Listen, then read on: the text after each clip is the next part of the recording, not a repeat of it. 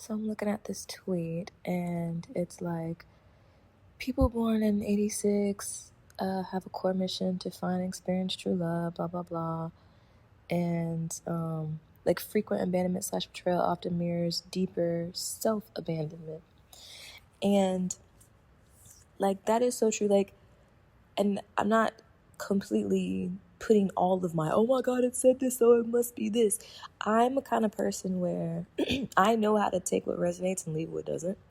So if it didn't resonate, I'm like, oh, I guess it applies to someone else, but not me. That's how I look at it. But this one did, because in my younger years, I definitely, like, looking back at it, I definitely had a lot of like self-abandonment things popping up.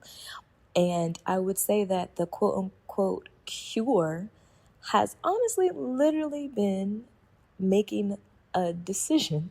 It wasn't that I was just abandoning who I was in order to be up under somebody else per se, at least not 100% of the time. Some of it was literally just because I didn't know what I didn't want until I was faced with what I didn't want. Now, I say that while also saying it is okay to make decisions like that, to figure out what it is what you want based off of what you don't want. However, the fact that it was just like a lot of situations is what made the difference for me, because I've always just been such a laid back, or everything always works out anyway kind of person, that it really led me to not making decisions. But I didn't realize that I wasn't making decisions until I was faced with someone else's decision. And so as I've gotten older, a lot of the past, I guess you can call them issues. It's just, I call them growing pains, but a lot of the past things that I have overcome when it comes to being who I am today just sort of came literally from saying, okay, I want this. And I was never unhappy. But man, what a world of a difference it has been for me to just decide, no, I don't want that.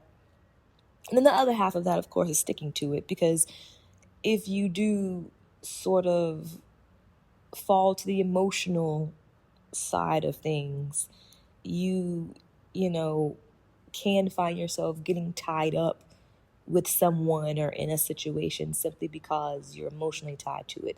And I think that would resonate with like a lot of women. And I say that even though, to be honest, the majority of my life I have done things from more of a masculine energy kind of a thing, as far as like I would look at things logically and not emotionally. Like, I'm not going to say I've never been tied up in a relationship emotionally, but I've only had maybe like one instance, maybe a couple. I'll have to think a little bit deeper on that. But where I was literally caught up emotionally, and it made it so hard for me to get out of that situation. Whereas any other thing, like, yeah, my emotions were in it, but it wasn't, hard to get out of. It was just an inconvenience. Like, I had to cold turkey detach. I've only had like one instance where I was like really so into this guy that it literally took me probably like a whole year, if I'm being honest, to fully detach myself emotionally. And that's not to say that we were, together in that year or in constant communication in that year, but looking back on when we officially broke up to when I officially stopped like responding at all, that took a year. And partially that was because I gave myself a date to do so. And then there goes like, the logical part of it. But anyway, back to this tweet. And it also mentioned 1977 and also 1995. But I just thought that was very interesting. Like, frequent abandonment / betrayal often mirrors deeper self-abandonment. To truly find love, they must first learn to love themselves. And it's so crazy because like older Breezy talking to younger Breezy, like younger Breezy would insist that she loved herself. She really would. because there was no real evidence to younger Breezy that she didn't. Because, like I said, she still enjoyed herself.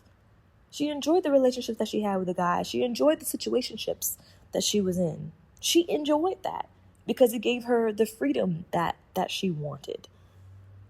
But looking back at the age that I am now, it's like, I'm glad we got over that. But at the same time, I'm glad that younger Breezy didn't really didn't really feel traumatized by any of that. We just sort of changed our thinking and was just like, you know what? Let's start making some decisions before we are forced to make a decision based off of the bullshit that we went through or the less than favorable circumstances that we went through.